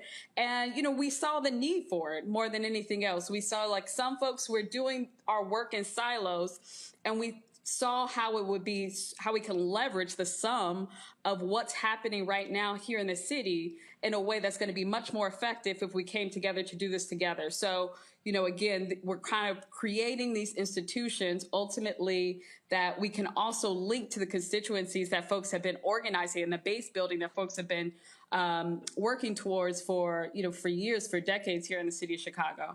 Renee, you used two words that I enjoy that you juxtapose them against each other, but I don't want them to get lost, and I want to unpack this. Resisting versus building. When you talk about those two as two different things, what are we talking about, and how does that manifest itself in our real life? Right. So, you know, there's a lot of work that we have to do around the resist work. And what I mean by that is that there are a number of systems that simply do not work for us. There are a number of ways in which the Black community in particular and more broadly, our systems are oppressive. So when we think about things, for example, around state violence, police violence, right? We do a lot of work and we have spent a lot of energy resisting state violence that happens in Black communities. And that work is really important. Also, what we have to do is build our own institutions that actually can help us collectively live fuller, better, more improved lives, like allow us to flourish, allow us to build community, allow us to access the food, the housing, the things that we need. And so that is the build work. That is the reimagining work of creating institutions that actually are controlled and also give life, right, to Black folks in ways that are affirming. This is not new work. You know, we know that there's a long history of Black cooperation. All the folks are luminaries. We're all involved in this work, everyone from Ella Baker to W.E.B. Du Bois. We know that, you know, this is a part of the work that we have to do, and that these institutions are the ones that ultimately will support us in those times of need. Renee, I've got one more question, and then I want to bring my panel in because I have three really sharp folks that I think might want to engage you on this conversation. But this question, you talk about imagination, and to be frank, life is hard, right? Groceries are expensive, gas is expensive, utilities are expensive. If you got kids, my kids are expensive. I think we might have lost Renee, but we'll bring her back in 1 second. I was going to bring the panel in, and I'll start with you, Dr. Haynes. I don't know if you had a chance to hear what we were talking with Renee about building out this collaborative initiative, but it sounds that with things being so challenging and so expensive, How do folks find the space and the wherewithal to come together? I think we may have Renee. I'm sorry, Dr. Haynes, to pitch you a question and then have to pull back for a second, but I do want to hear from Renee before we bring in our panel. Renee, what I was going to just ask you is, life is hard. How do I have the time? How do we expect working folks, working black folks, working white folks, working people of all kinds to create this imagination necessary to recreate new institutions or systems when we're hard enough just trying to survive the institution and systems that we exist in right now? Yeah, no, Ray, I think that's exactly right. And that's in part why these strategies are so important. So, for example, what I have seen is that people are using for-profit co-ops that are collectively owned by its workers as a space of organizing, right? So it allows you, one, in a way to run a business, to sustain yourselves financially. At the same time, these co-ops are engaged politically. So these become sites of both political activation and also just in terms of getting the things that you need, right? It allows you to do that in a different way. And I think that's why this type of approach can be really helpful, especially to us, right? In part because we know folks are just always a lot of times trying to survive or simply do not have the types of time when you have 2-3 jobs and you're not going to make the community meeting, right? And so trying to rethink how we approach this and to allow more people both to access on-ramps of political activation and to do this work. Renee, I've got, as I mentioned, 3 really sharp folks here with us, and I'm going to start with Dr. Nola Haynes out of Georgetown University. Dr. Haynes, if you have a question for Renee or if you wanted to just bat some ideas back with her, I give you the floor to feel free to do that. Renee, so first of all, thank you so much for everything that you are doing. And I completely agree with you in terms of imagination. I think that we all saw when the world stopped, the entire world stopped when COVID hit. We all had to get imaginative. We all had to think differently. We all had to think outside of the box. So my question is for you, how do you think people who are exhausted from constantly engaging, constantly being told it's up to us to save democracy, it's up to us to, to keep fighting. The way that I think about it is, especially with Black people, we're tired of cleaning up. We've been cleaning up for a long time, and it seems like we are always tasked with cleaning up. So how do you address that? How do you deal with the folks that are legitimately just tired of always having to clean up? Yeah. Well, I think one of the positive things is that we've all had to turn ourselves inward and focus on our own healing. And Audre Lorde talks about this fact that healing not being an individual process, like being able to heal most effectively when you're in community with others, right? And so that's what I find is helpful in this moment. It's just not simply trying to tinker at the edges, as you all were talking earlier, tinker at the edges or simply roll back, for example, to the very limited sense of democracy that we had, maybe 10, 20 years ago before the Supreme Court gutted the Voting Rights Act. But how do we expand our ideas of democracy? And that has always been a part of the Black radical tradition in trying to push and deepen how we practice democracy. And in part, I think that those tools and also trying to provide those spaces of community and support are what kind of allows us to, rejuvenate ourselves, to regenerate ourselves. We know, especially at this moment, it feels like that so many things in the world are going wrong. I think that being in community with folks and actually doing that work together, doing that reimagining together is the thing that keeps us going. It's the thing that gets us excited. It's the thing that makes me not get discouraged every day, in part because I know that all these folks are working towards a better world, and it looks very different than simply, tinkering at the edges or just a few changes that simply will not equal freedom for most of my folks. Tarun, I want to hear from you. What do you have to Renee Hatcher? Well, first off, Renee, much respect to the work you're doing. I think it's very vital work, so respect to you for that. My question to you is this. It sounds like a lot of what you're building with your initiative is based in some of the things that our collective way of thinking almost goes back to the point of the Black Panther Breakfast Program and some of the co-ops that were happening there. A lot of that energy seems to have kind of faded out over the past couple of decades.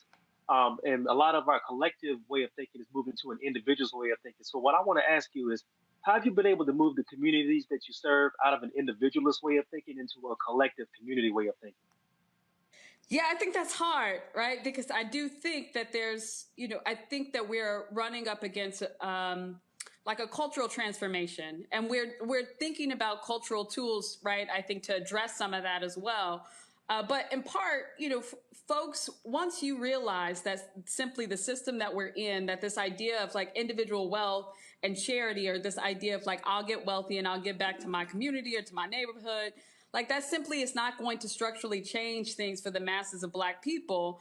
I think if folks are committed to their communities, like once they get past that, once they understand that systematically, I think it becomes much easier in terms of like, okay, we need a different way of thinking. We need a different way of approaching this together. Simply like billionaires like Rihanna and Jay-Z are not going to save the Black community, y'all. And beyond that, it's like what we really have to think about is both ownership and control of the things that folks need to survive. And so that's why we're pushing towards and trying to activate people around community land trusts and cooperative housing and worker co-ops and mutual aid organizations, but also with a Black politic to really highlight the ways in which this system currently works for us. Now, I got to be honest, Dr. Nichols, I boxed you in so you could have the least amount of time because I knew that you were talking bad about Renee and I's Baltimore. No, go right ahead. We are coming close to time, but Dr. Nichols, please offer your question. Feel free to offer your comment to Renee Hatcher. Sure. Thank you so much, Renee, for coming on. My question is, a lot of times when we have these academic ideas about how we can better the community, they get pushed back because people don't see how it's working. They think that it's just something in our heads. Now, so my question is there like an international model or some sort of model somewhere that you can point to that's been successful over a long period of time? I know I taught about the UNIA just a few hours ago to my students, and I'm thinking about something. Is there something that you can point to that lasted, for maybe generations and has been successful over a long period of time? Yeah, well, I would argue that Black folks have been practicing solidarity economy for a very long time, and it is like one of the ways that we've both resisted and kept us resilient and alive and here. So when we think about things like maroonage, when we think about runaway slaves creating community and actually providing for each other, like there are a plethora of examples. But then there are also international examples like Mondragon, which is based in Spain, which ultimately has become one of the largest cooperation networks of cooperatives. They have been very successful, and they've used worker co-ops as well as a cooperative bank or credit union to ensure that they consistently have full employment for their people that are in the Bath region of Spain. And these are folks who were specifically left out of the mainstream economy, who were marginalized in society in their own context. And so that is a common example that we point to that started very small, that started simply with a school and a bank and one worker co-op, and now is a large conglomerate of worker co-ops that ultimately have hundreds and hundreds of jobs and do millions of dollars in revenue every year. And so that's one example to point to. This is, I like to tell people that this is not pie in the sky.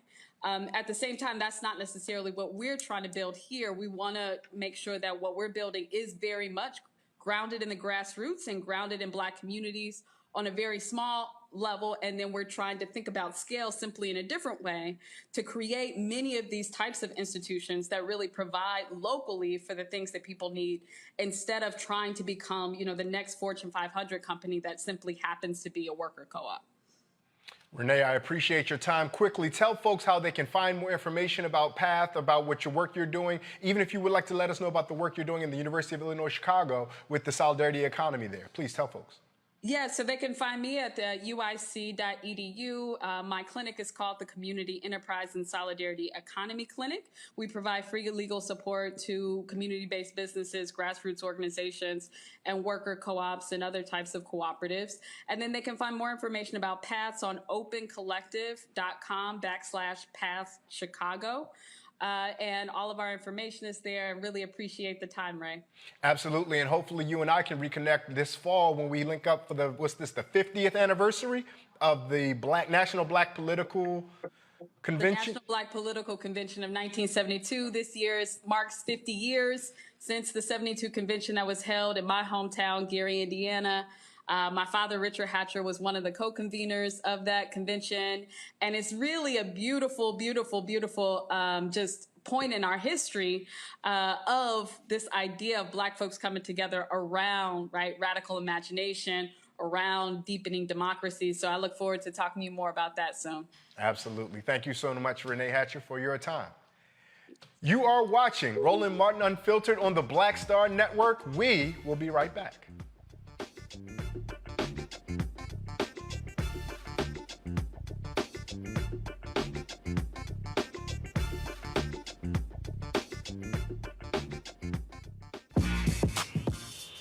When we invest in ourselves, our glow, our vision, our vibe, we all shine. Together, we are Black beyond measure. Hi, I'm Dr. Jackie Hood Martin, and I have a question for you. Ever feel as if your life is teetering and the weight and pressure of the world is consistently on your shoulders? Well, let me tell you, living a balanced life isn't easy. Join me each Tuesday on Black Star Network for A Balanced Life with Dr. Jackie. We'll laugh together, cry together, pull ourselves together, and cheer each other on. So join me for new shows each Tuesday on Black Star Network, A Balanced Life with Dr. Jackie.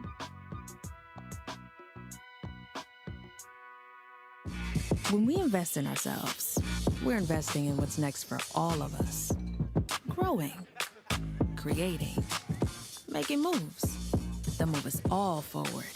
Together, we are Black beyond measure. Hey, I'm Antonique Smith. Hello, everyone. It's Kiara Sheard. Hey, I'm Taj. I'm Coco. And I'm Lily. And we're SWV. What's up, y'all? It's Ryan Destiny, and you're watching Roland Martin Unfiltered.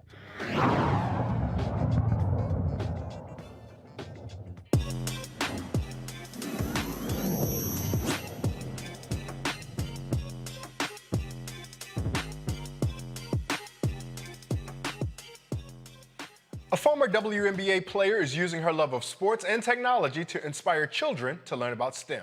STEAM Champs. The STEAM Champs Foundation Ball and Technology combines sports, coding, and robotics to introduce children into the vast world of technology. Naisha Butler, founder of STEAM Champs, joins us now.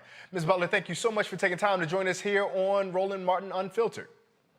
Hi, thank you for having me. So excited. So STEAM is something that's relatively new from what I understand. Now, a lot of folks understood what STEM was, if I'm not mistaken, science, technology, engineering, and mathematics, but we can't forget about the arts. And so we include the A for STEAM. How is your program introducing the STEAM concept to young people?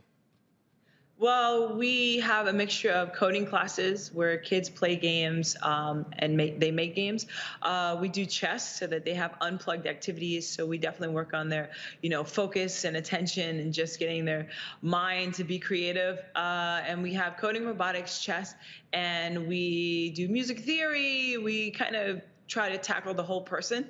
And we do ages as young as 5 because the whole idea is to get kids to start early and learning these technical fields and the vernacular and all this kind of stuff. So it's a fun place. We try to use like sports themes, arts themes to actually teach technical topics. And, the kids like it. So often we try to find our young people and we found that we've pigeonholed them far too early, right? If you're going to be an engineer, we're sending you to engineering camp from age 12 up until forever. If you're a basketball player, you're only supposed to play basketball. And if you don't love basketball with your heart and soul, then what are you doing here? How are you integrating these myriad of experiences from music theory to chess to even coding and to produce this well-rounded young people that you're engaging? Well, America as a whole has a technical problem. There's obviously a digital divide. We have hundreds of thousands of jobs making six figures that lay empty, that are, you can go pro in actually these areas, in these arenas. So in general, kids, especially our kids, don't have technical skills. They're not going to engineering camps. They're not going to math camps early. And sometimes when they get older, it's kind of hard. It's kind of like computer language is exactly what is a language. And the earlier you get exposed to it, the better you are at it. So that whole 10,000 hour rule is a real thing. The difference, though, in starting your kids early with coding and technical skills and digital skills is that every single career in the future is going to be tech enabled somehow or some way. So the idea is that whatever it is, if it's something in art, if it's reporting, if it's communication, whatever the case may be, in addition to obviously like engineering and STEM related fields, you're going to have something to be tech enabled. So the idea is that we really need to close this digital gap. We need to equip our kids with options and necessary foundational skills so that whatever they choose to, they're equipped to do well at it. Languaging is something I'm curious about. When you approach folks to let them know that you have this STEAM program, are they still reticent to join on because STEAM is not as popular or well known as STEM is? Yeah, it's just about education, right? So like A for arts, the idea is that we have to really be creative and getting kids' attention. That's how I use the arts.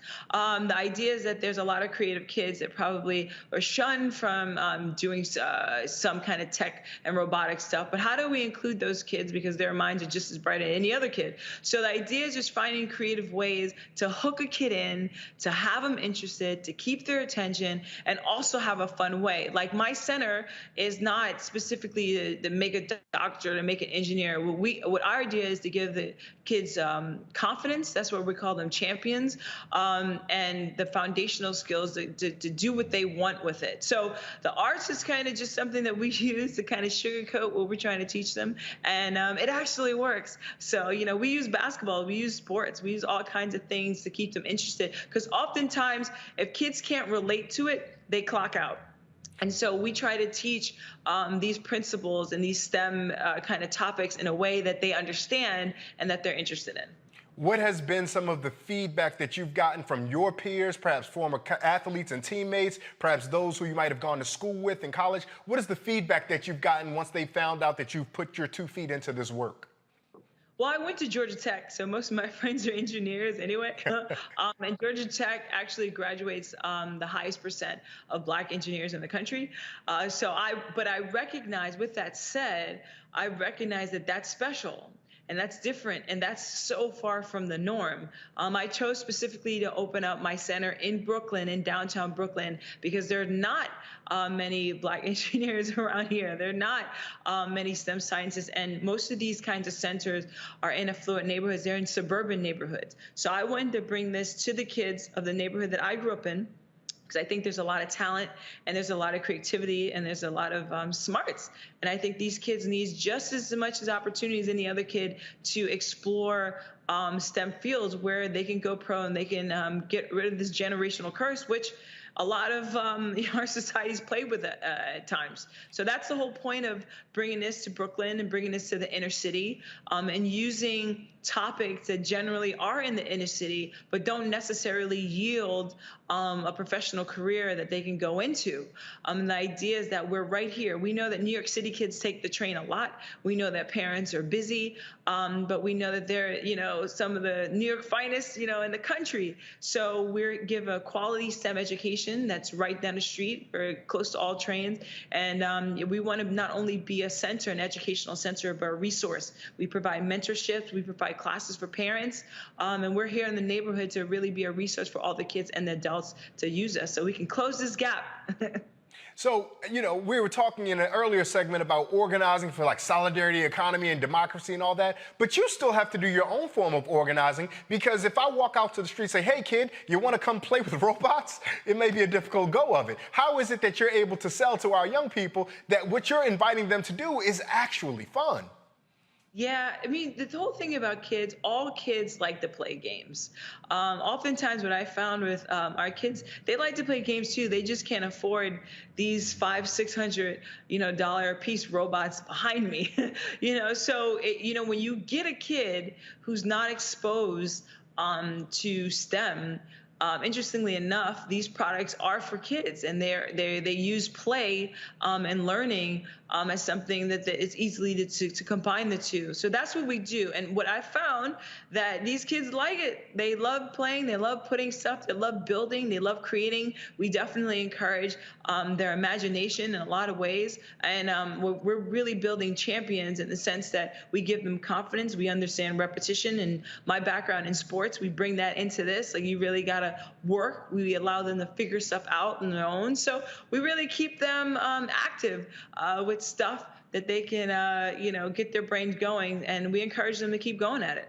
Now, Ms. Butler, you sound so positive and wholesome here, but I know athletes. And athletes have that competitive fire, that drive. So everybody doesn't get to be a champion. Most of the pushback that we get to participation trophies come from former athletes, in fact. And so when you're competing, playing chess with the kids, or when you're maybe gaming with them, does any of your former athletes come out and really strive to succeed against those young people? Well, of course. I mean, I'm from I guess it's the old school now. I don't necessarily believe in participation trophies. I believe that people have to earn things. And in this center, as a head of this center, I think that permeates through everything. And I really say that you can have fun, but you have to put work into this. This is not something that you can just come in and, not apply yourself. That's all we really want. We want application.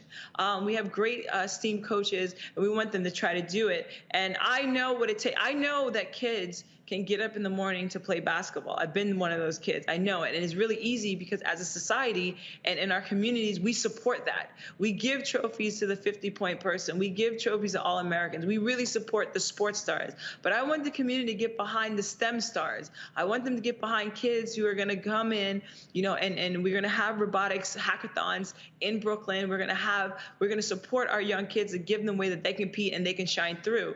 No, I don't believe in participation trophies. All my kids are going to work, and my idea is my job is to prepare them for life.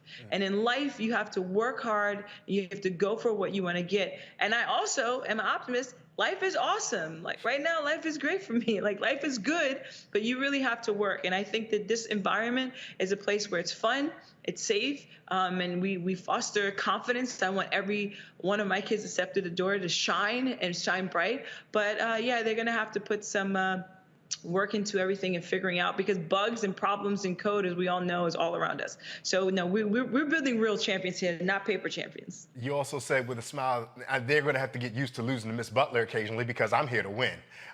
But Miss Butler, we're broadcasting across the United States into the continent of Africa, throughout the diaspora, and everywhere else in the world where folks want to watch us. And you mentioned something that struck my attention. You talked about the rewards of society, right? Basketball, we see the rewards, so people are inspired to get up and practice. In other industries, we see the rewards. How do you help the young people and their parents see the rewards and incentives of STEAM programs? So it's about, I'm a numbers girl, and it's really simple. And I think people don't really understand this. So right now there's 40 million approximately kids that play sports in America. This is all sports. And there's 200 NBA players, 250, 350 NFL players. And they keep, LeBron James has been in the league for a while. He's not giving up his spot anytime soon. My narrative is telling people the truth and look at the numbers.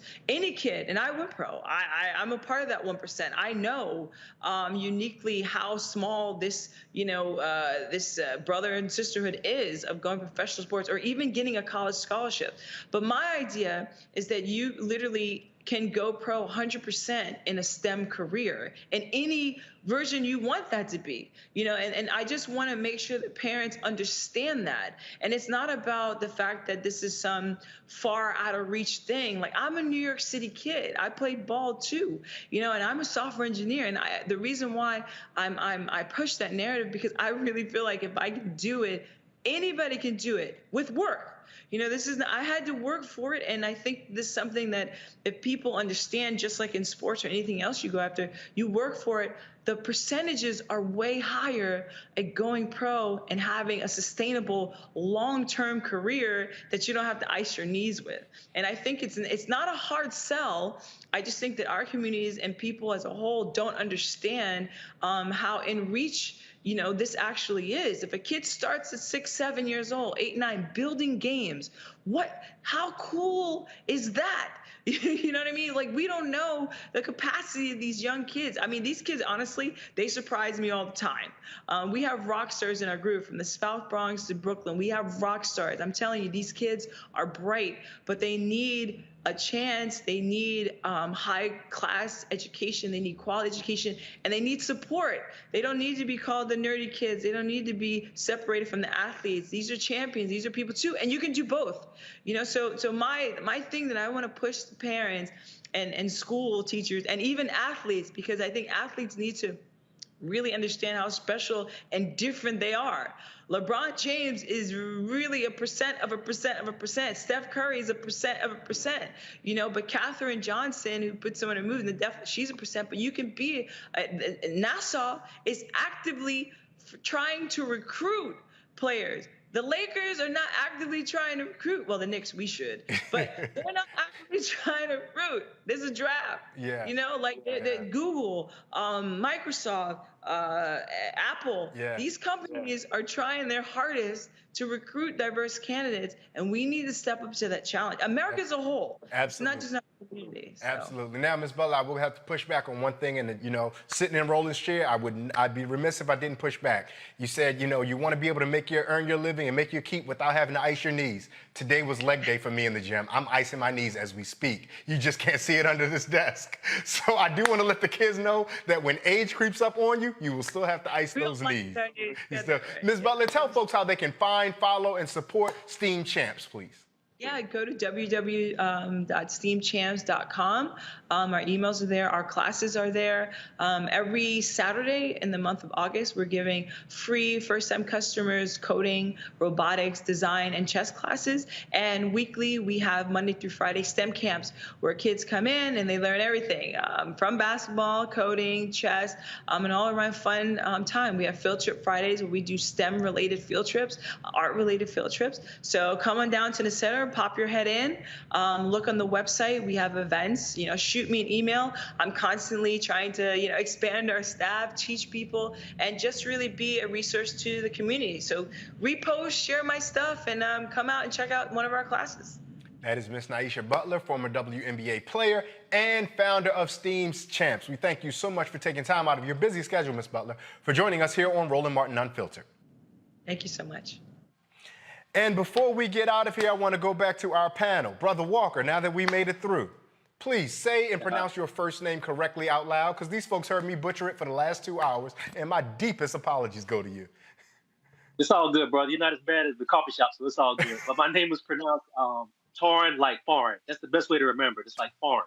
Torn like a war tour. Brother Torn Walker, the founder of Context Media. We thank you so much. Dr. Jason Nichols, the senior lecturer of African American Studies at the University of Maryland College Park. We thank you and appreciate you for your time. And our dear sister, Dr. Nola Haynes, PhD, MDiv. Whether you want to get it theoretically or theologically, she got you. We got you either way. I thank you guys for rolling with us so far today. You've been so helpful, so informative, so illuminating to our guests and to all of our audience. Thank you so much for your time and attention today.